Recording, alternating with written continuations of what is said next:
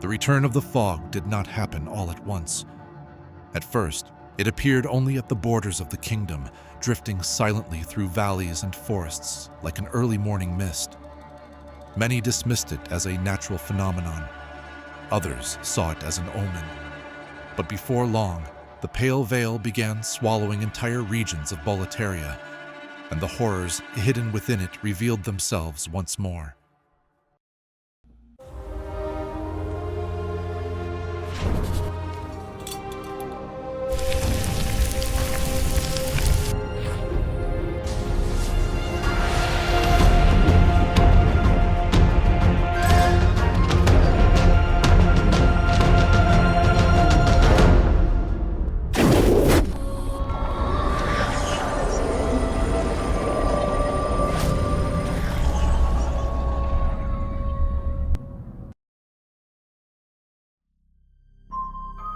Prosperity began to collapse from within. The proud knights of Boletaria, celebrated throughout the world for their courage and discipline, found themselves overwhelmed by an enemy they barely understood. Entire battalions vanished into the fog and never returned.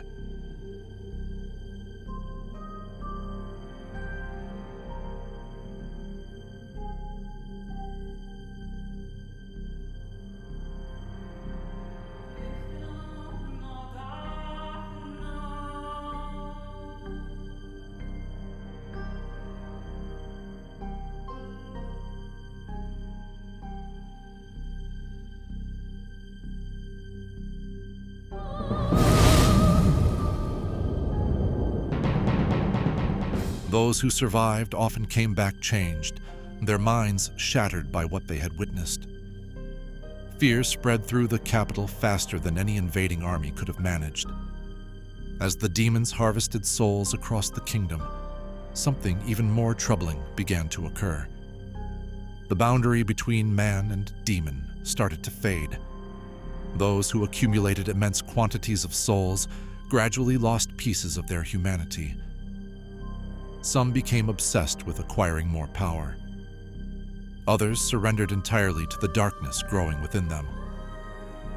The demons were not merely invading Boletaria, they were transforming it. Throughout the kingdom, regions that had once thrived under Allant's rule descended into their own unique forms of tragedy.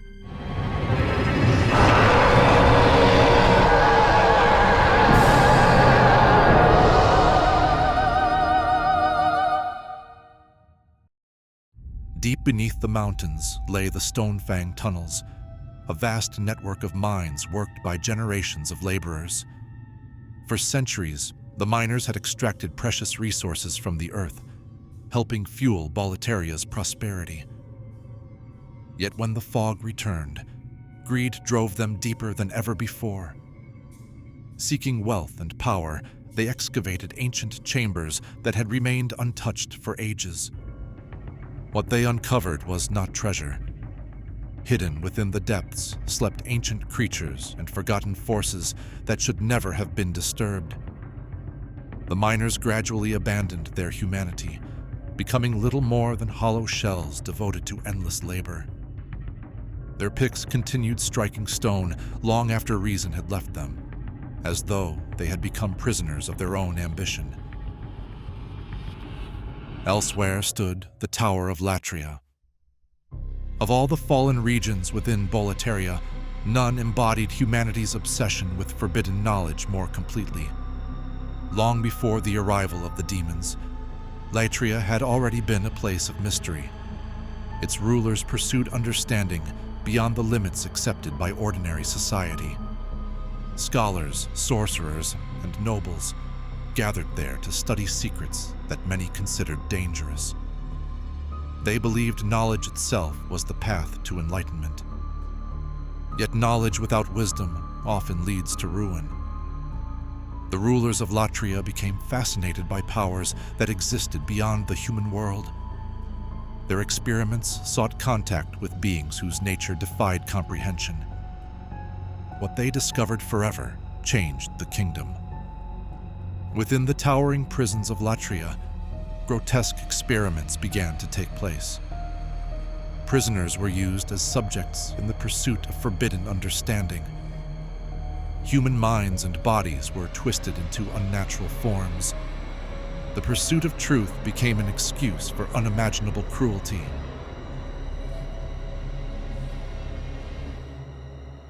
By the time the fog arrived, Latria was already standing at the edge of madness.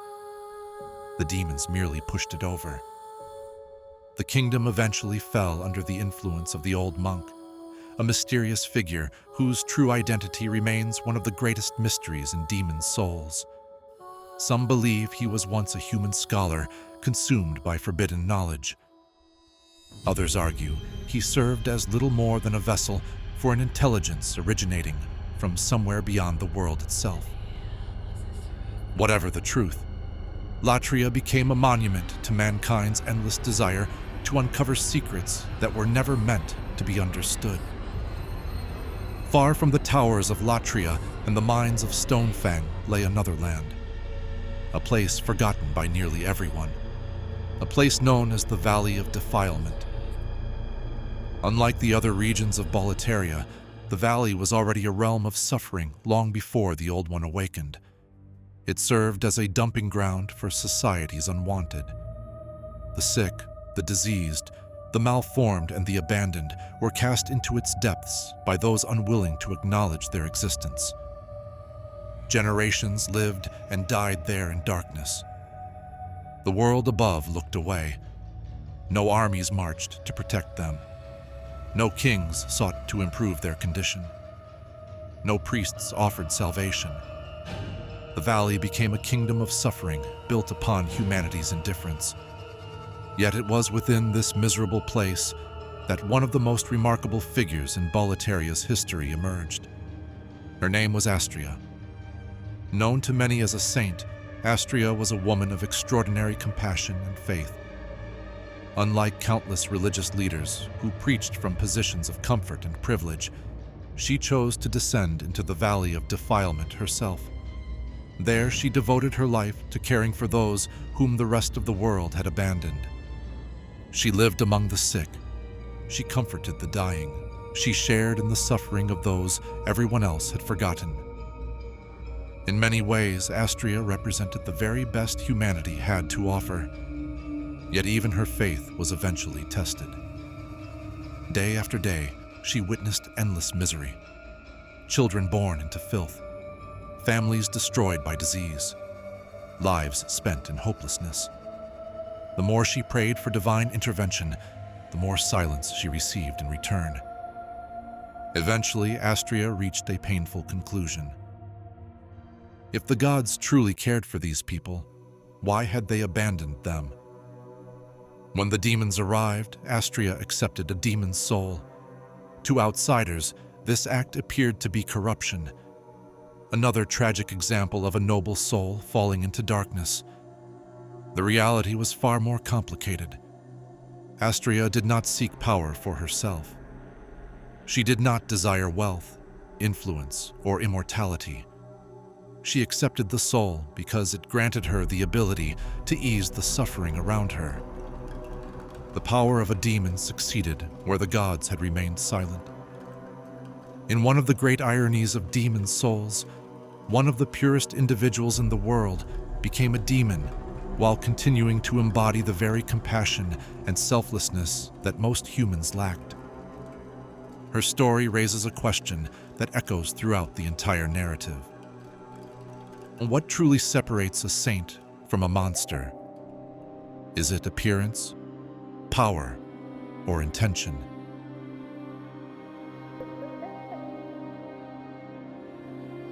As the kingdom continued falling apart, the truth behind King Allant slowly emerged.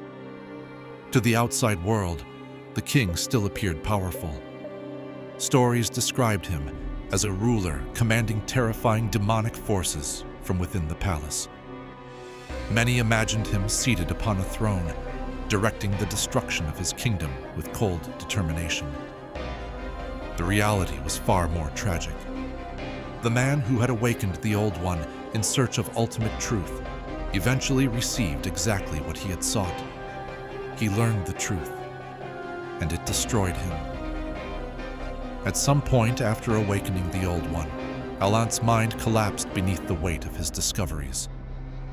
The king who had once commanded armies and shaped the destiny of nations ceased to exist.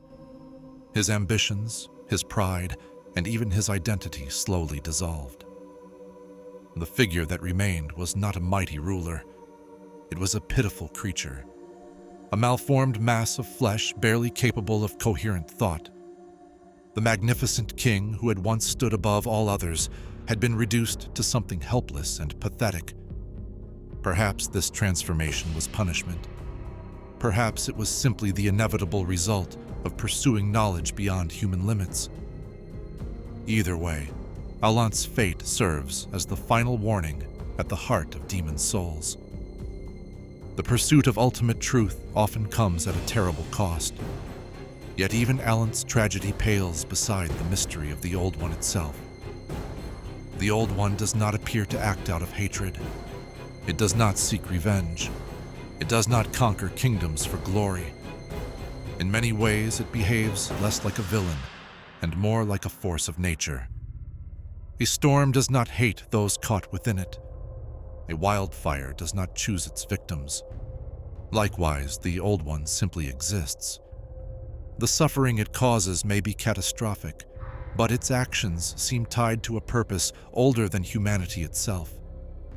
Some interpretations suggest that the Old One functions almost as a reset mechanism for the world. When humanity's greed and obsession with souls reach dangerous levels, the Old One awakens. The resulting catastrophe wipes away civilizations, forcing mankind to begin again. Whether this cycle serves a greater purpose or simply reflects the cruel nature of existence remains unknown. The story is not ultimately about demons, nor is it about kings, saints, or ancient gods. It is about humanity. Every major tragedy begins with a human choice, a ruler seeking truth, a scholar seeking knowledge, a miner seeking wealth, a priest seeking salvation. Again and again, people reach toward power believing they can control it. Again and again, they discover too late that some forces are far greater than themselves. For in the end, Demon Souls is not the story of a kingdom destroyed by demons. It is the story of humanity's endless search for power and the terrible price paid by those who believe they can control it.